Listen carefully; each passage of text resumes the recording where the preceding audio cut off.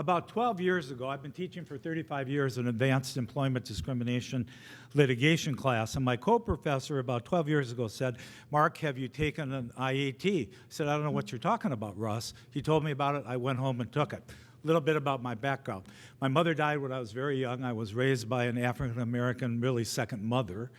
She didn't have a romantic relationship with my father, but she was, in every respect, my second mother. When I started my own law firm out of law school, 2 years into it, I hired an assistant U.S. attorney to help our criminal defense practice, who was African-American, and I had the great privilege of swearing him in 14 years ago as a state court judge. He was also the first African-American U.S. attorney in Iowa.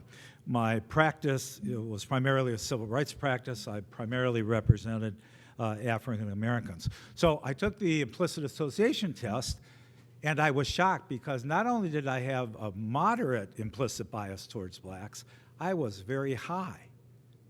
So I did what any lawyer or judge would do. I assumed the test was invalid. So I took it again.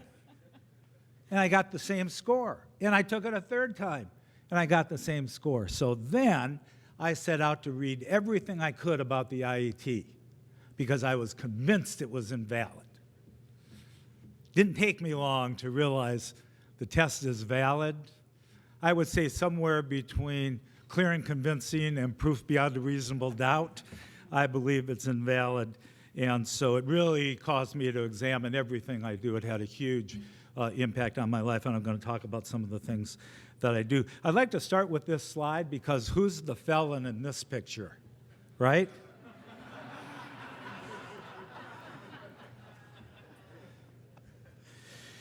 I normally don't plug my own law review articles, but just because they're brand new, I've got this one I think you'll be very interested in. Jim Feldman was kind enough to read it for me. And it's Justin Levinson, who Professor Wald mentioned at Hawaii. He and I are the co-authors.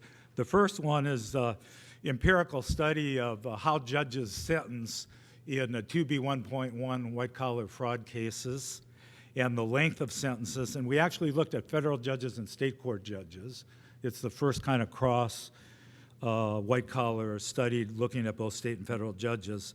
And we just submitted that 10 days ago to Iowa. They agreed to publish it. We've got a new one that we just put on the market the end of last week, Judging Implicit Bias, a national study of judicial stereotyping beyond black and white. Most of the implicit bias literature is on the black-white paradigm. We decided that we would study federal judges in sentencing and look at a different independent variable. So I put together a pre-sentence report in a white-collar fraud case. 1/3 of and we looked at all the federal judges and state court judges from 15 jurisdictions. What the judges didn't realize was that 1/3 of them got a Caucasian male, 1/3 of them got an Asian male, and 1/3 of them got a Jewish male. And then we did customized IATs, so they figured out what the length of the sentence should be, and then they took an IAT depending upon which of the 3 independent variables they received. We've done extensive multiple regression analysis. Even though we've sent the article up for publication, we're continuing to double and triple check. Let me just tell you this. It's only the second study of judges and the first one of federal judges on implicit bias. Federal judges have the same degree of implicit biases as the 20 million people who have taken the IAT online. We're no different. We're no different. And the strength of the implicit bias is related to the length of sentence. There is some good news, however. It doesn't make any difference whether you're appointed by a Democratic president or a Republican president. Age, which one of our hypotheses was as judges get older, they might have fewer implicit biases. They don't, but they're able to keep them in check better. So it's going to be an interesting study. I think federal judges are going to be very surprised by it, but that's a good thing. Professor Wald talked about the explosion of research, and that's right. Every law school now has an implicit bias scholar, whether they've done any scholarship or not, and there's all kinds of consultants doing training and all. But I want to talk about a black woman who had a huge impact on my life. There are really three. There's Judge Donald, there's Tessie, who raised me, and there's Lena Olive Smith. Lena Olive Smith was born in Kansas in 1885. She moved to Buxton, Iowa in 1905. Buxton, Iowa was a coal mining town. It doesn't exist. It was the only city in Iowa that was racially balanced, 50% blacks, 50% whites. She moved to Minnesota, and at age 35, she became the first African-American female lawyer admitted to the Minnesota bar. And I met her when I was young, in grade school, through my black second mother, because she was good friends with Lena Olive Smith. Lena Olive Smith was a premier civil rights lawyer. And in one of her first cases, it was a criminal case called State of Minnesota versus Haywood. It was tried in Hennepin County, Minnesota, and it was your typical rape case in the sense that the defendant was black, the victim was white, everybody in the courtroom was white, all the jurors, the judge, the court personnel. The only two blacks in the courtroom were Lena Olive Smith and Mr. Haywood. And he was convicted. And in the motion for new trial, filed on June 18, 1928, this is what Lena Olive Smith wrote. The court fully realizes, I am sure, that the very fact that the defendant was a colored boy and the prosecutrix a white woman, and the entire panel composed of white men, there was a delicate situation to begin with, and counsel for the state took advantage of this delicate situation. Perhaps the jurors were, with few exceptions, conscientious in their expression of no race bias. Now, here's the amazing thing. Yet it is common knowledge a feeling can be so dormant and subjected to one's subconsciousness that one is wholly ignorant of its existence. But if the proper stimulus is applied, it comes to the front, and more often than not, one is deceived in believing that it is justice speaking to him, when in fact it is prejudice, blinding him to all justice and fairness. It's really the best definition of implicit bias I've ever seen. It was in 1928, before anybody, 50 years before anybody coined the phrase implicit bias. So it's obviously been around for a long time. I'm going to skip. This is an interesting study. I'll just show you graphically. 6-year-olds have fully developed implicit biases, and they don't change. If you look at implicit biases of 6-year-olds and adults, they reach their own implicit biases by age 6. Explicit biases tend to decline over age, but not implicit biases. If I can play this slide. Which doll is the black doll? And which one is the white doll? That one. Which doll is the pretty doll? Which doll is the nice doll? Which doll is the bad doll? Which doll is the nice doll? And which doll is the bad doll? And why is that doll pretty? Because he's white and he has 2 eyes. Yeah, I'm going to stop it. It brings tears to my eyes. Some of you may recall in Brown versus the Board of Education that Kenneth Clark, the most prominent African-American social psychologist, was the first person to earn first African-American to earn a PhD from Columbia, did the doll study that was part of Thurgood Marshall's Brandeis brief in Brown versus the Board of Education. That's what this was. The only thing is, this was done 2 years ago. So people develop these explicit and implicit biases, obviously, very, very early. So I'm going to talk to you a little bit about the neuroscience of implicit bias, because some people are doubting Thomas's about implicit bias, but when I think you get exposed to a little bit of the neuroscience, it might make some sense. I've only got time. I'm going to pick 2, the amygdala and the dorsolateral prefrontal cortex. The amygdala, that's what an fMRI looks like. Have any of you ever had, how many have had an MRI? I think plenty. Anybody had an fMRI? Anybody? I think I'm the only one in the room. I've had an fMRI.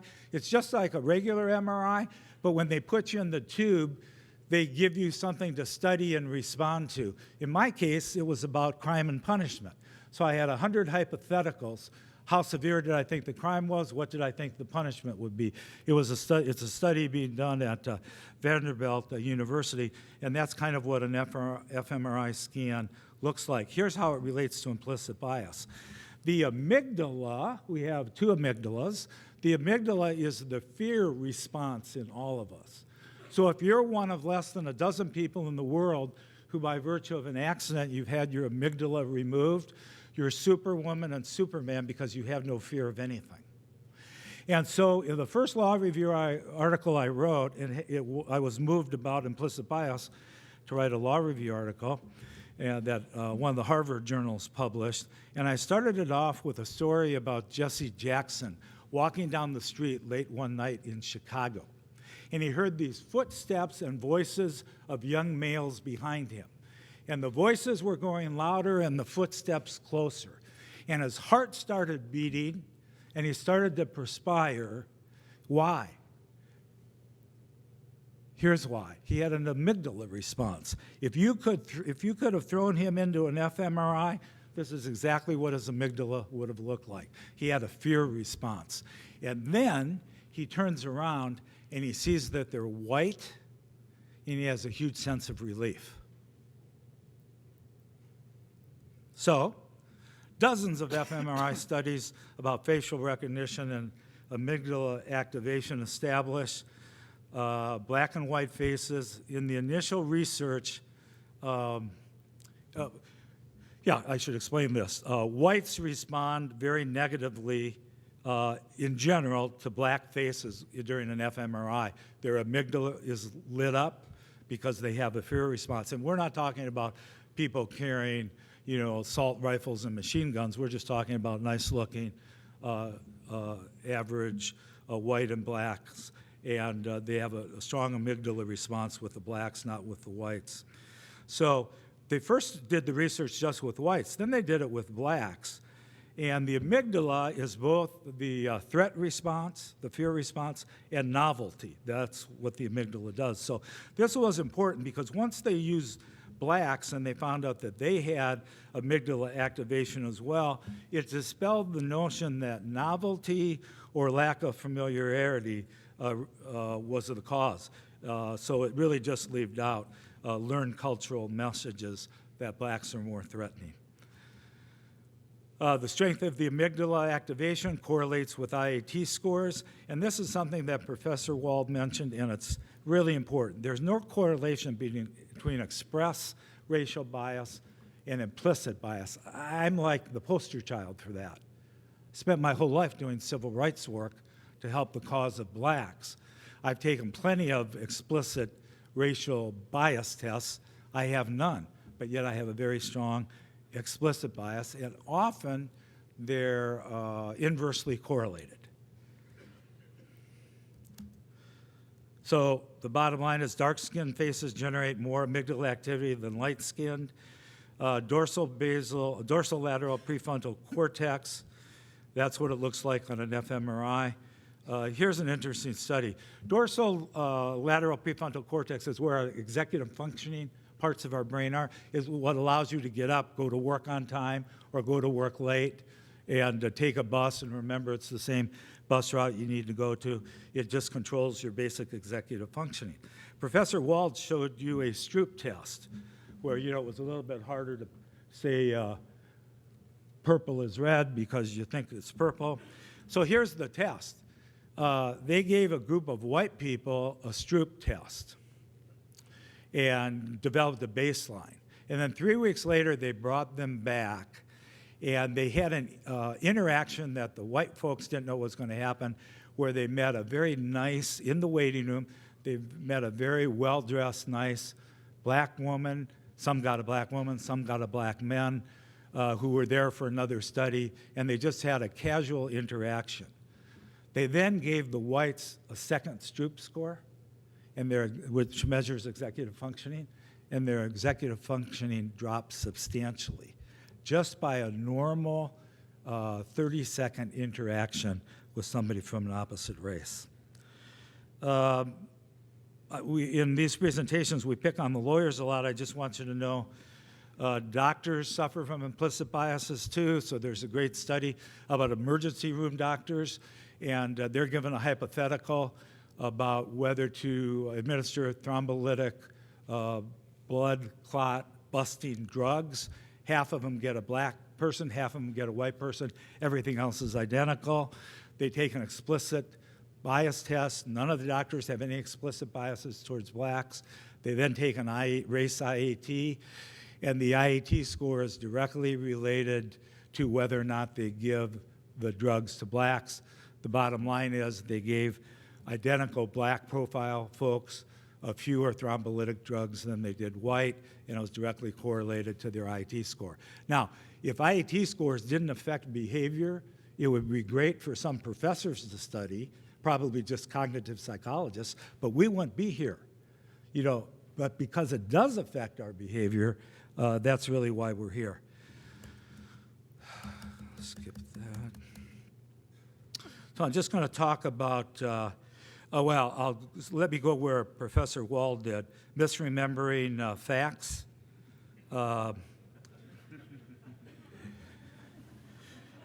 I do like to pick on Brian Williams for some reason. And this was a study that Justin Levinson did. He did a corollary study about implicit bias and ambiguous evidence. And this is one of my favorite Justin studies. It's called Different Shades of Bias, Skin Tone, Implicit Racial Bias, and Judgments of Ambiguous Evidence. So here's what he did. He gave the group, half of them got the white guy on your left side, half got the black. And the only thing that's different is from the wrist to about the elbow. One has dark skin, one has light skin. And they saw 5 pictures like this. They were identical except for the color of the skin. And then they gave the group 20 different pieces of ambiguous evidence. Things like the defendant arrested for this charge was a Golden Gloves boxer. Notice he's holding the gun in his left hand, but in the hypothetical they gave, the defendant was right-handed. So here was something interesting.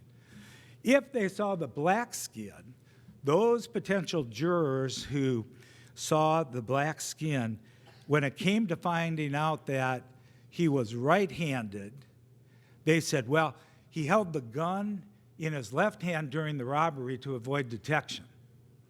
They reached that conclusion. The white guy, it was never ever discussed. It just went by everybody completely. And every piece of evidence, like he was a Golden Gloves boxing champion. Oh, with the black guy, that meant he was dangerous and more likely to engage in a robbery. The white guy, it's totally ambiguous, nothing negative about it. So, given the fact that you're white-collar defense lawyers, a lot of you, and if you look at the statistics last year under the people prosecuted under 2B1.1 of the guidelines nationwide, I think intuitively we would all think they were probably about 70-80% white, 44.7%. There were more Hispanics and blacks prosecuted under 2B1.1 than white folk. So it's another reason why it's important. I want to talk to you about the presumption of innocence because that's something I'm big on because it's so related to implicit bias. In my district, we have all white juries. I've had over 400 criminal jury trials, and I've had 2 non-white jurors on the panels, but 52% of the defendants are people of color, usually Hispanic, African American, Native American, and Vietnamese. In that order. And studies show that, another Justin Levinson study, people associate race with guilt in every study that's been done. And so, even those folks that have warm feelings towards blacks have a higher implicit bias on the black guilty IAT.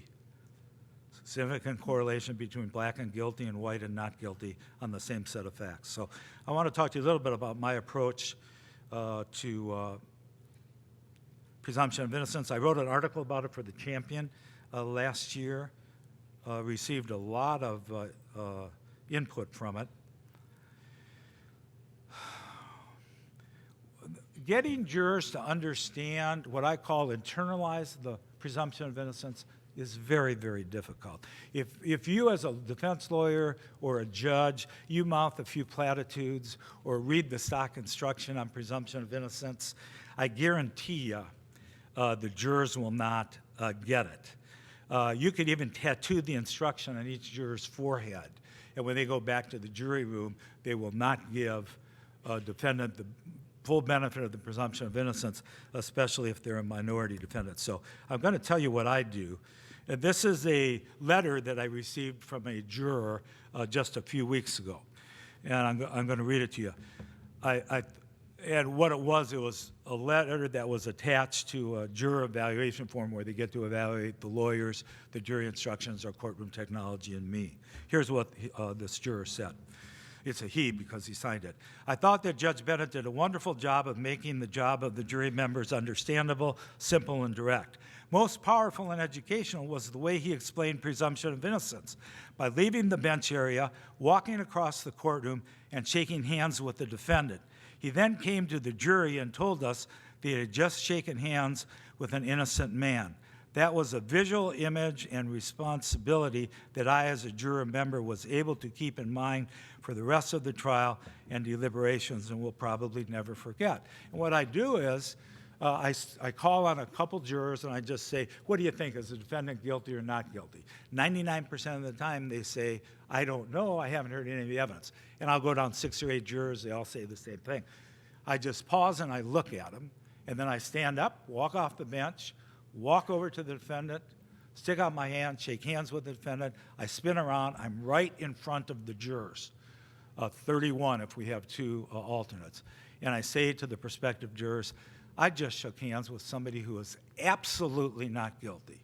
And I believe that to my core. And he's absolutely not guilty unless and until the government can prove him guilty beyond a reasonable doubt. If you don't share that core belief with me, please stand up and walk out of either exit. You're free to leave because you're not sitting on this jury.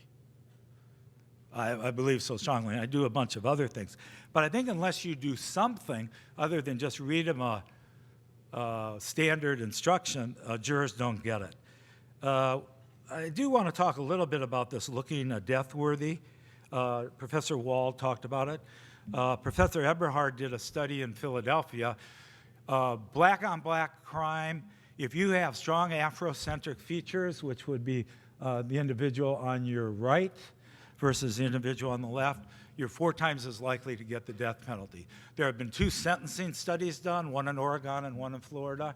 You get a longer sentence the stronger your Afrocentric features are. So I'm going to skip. Oh, this is really a great one. I've got to go back to this one. Not in our study, but in the other study done on state court judges. A professor at Cornell, Jeff Roklinski, magistrate judge from here in California, Andy Wistrich, and 2 others. One of the questions they asked the judges was, rate your ability to avoid racial prejudice in decision-making compared to other judges in the room. 97% rated themselves in the top half. Yeah. Now, if it had been federal judges, it would be 110%, right? So my approach, I'm going to see if, whoops.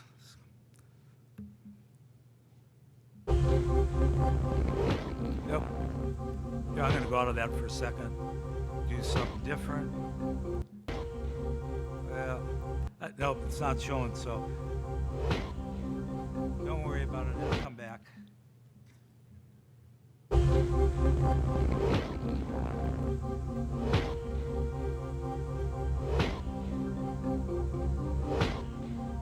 What?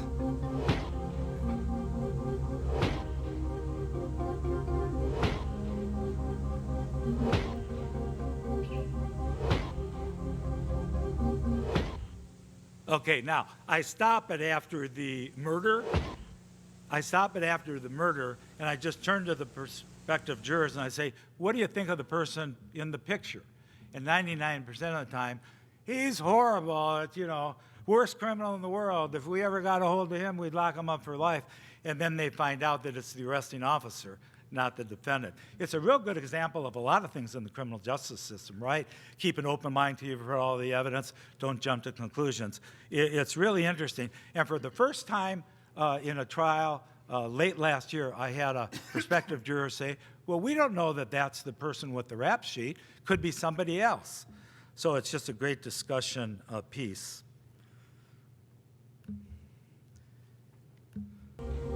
Oops. So I give a jury instruction on implicit bias. You can find that in several of the articles I've written. You can find it on the internet. A bunch of other judges have used it. California now uses it in state court. And I talk to prospective jurors in jury selection about implicit bias.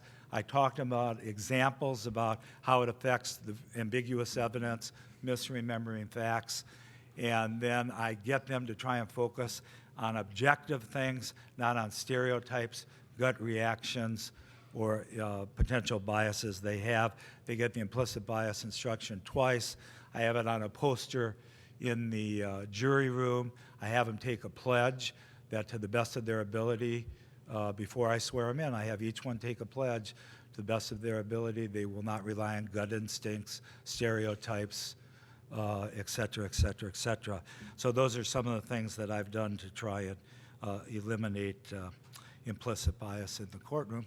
And then you always have to check yourself. And other things I've done for me personally, about 12 years ago, the big wave was have a picture of every defendant on the pre-sentence report. And I don't take my own guilty pleas, the magistrate judges do, so unless I've tried the defendant, in our district, 93% of the defendants plead. The first time I see them is when I sentence them. I don't want their picture on the pre-sentence report. I don't want to be influenced, and I have our probation people take out the race stuff. All I want to know is offense conduct, all of the other stuff. I don't want to know race, religion, anything like that that might trigger a potential implicit bias.